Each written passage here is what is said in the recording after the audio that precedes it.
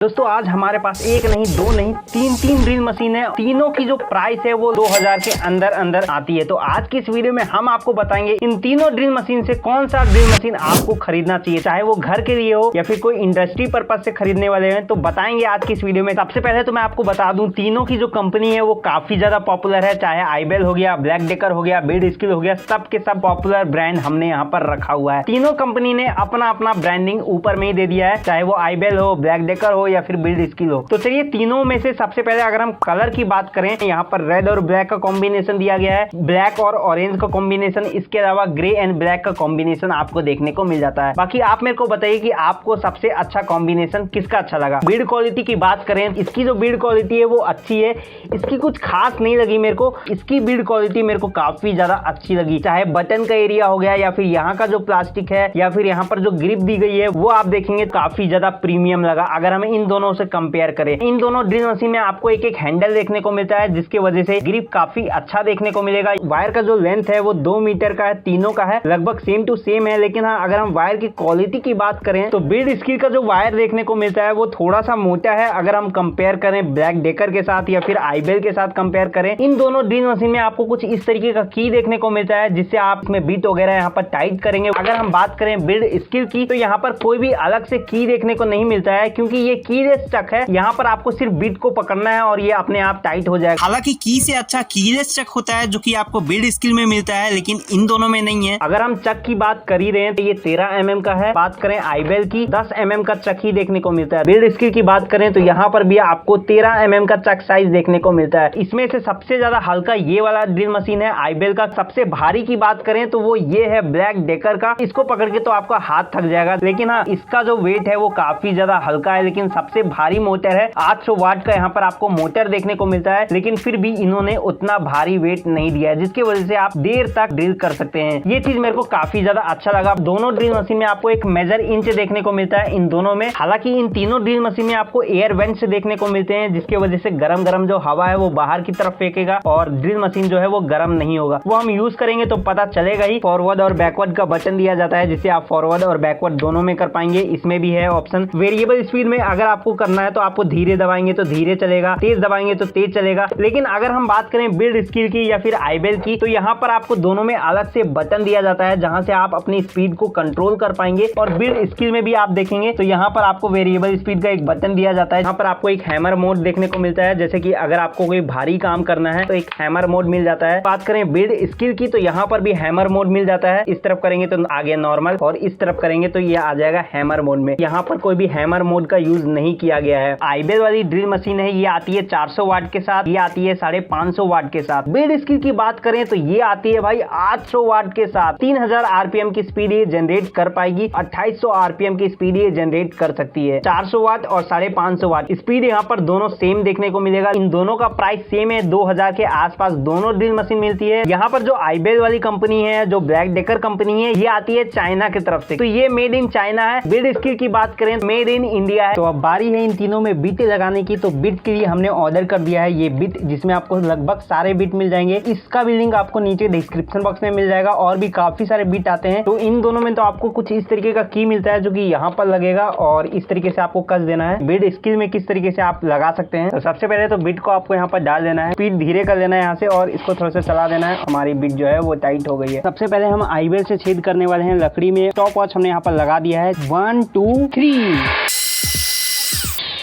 तो छेद यहाँ पर हो चुका है और टाइम लगा है 6 सेकंड। को रिवर्स करके वापस निकाल देते हैं। और अब बारी है ब्लैक एंड डेकर की और सेम बीट हमने यहाँ पर भी लगाया है, 1 2 3।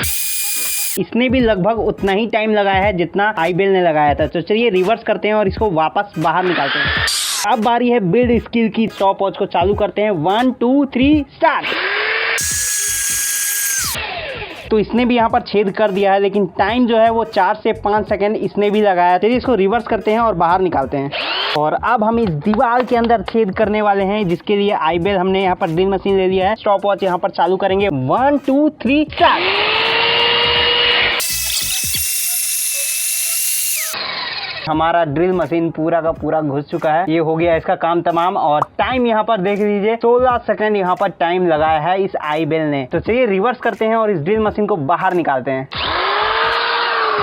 और अब बारी आ चुकी है ब्लैक एंड डेकर की। तो चलिए दीवार में शुरू करते हैं। 1 2 3।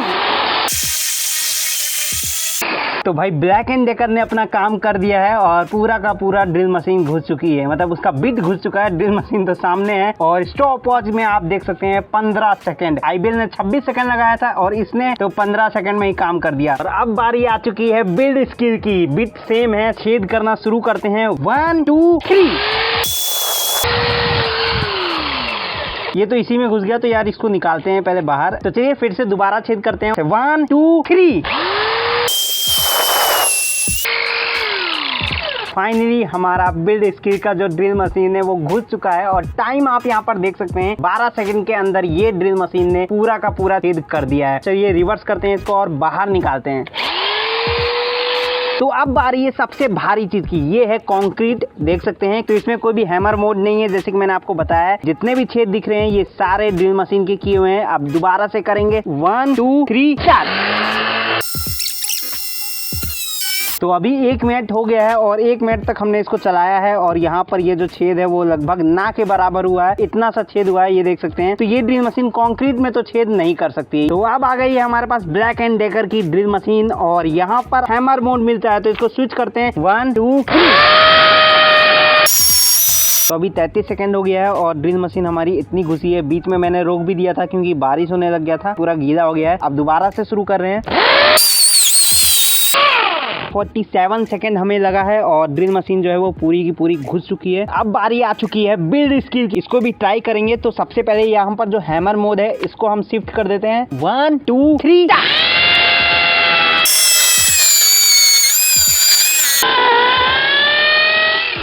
भाई कमाल हो गया भाई, 15 सेकंड में ही इसने पूरा का पूरा छेद कर दिया है। पूरा ड्रिल मशीन जो है वो घुस चुकी है, पूरा बिट अंदर है। तो चलिए रिवर्स करते हैं और इस ड्रिल मशीन को बाहर निकालते हैं।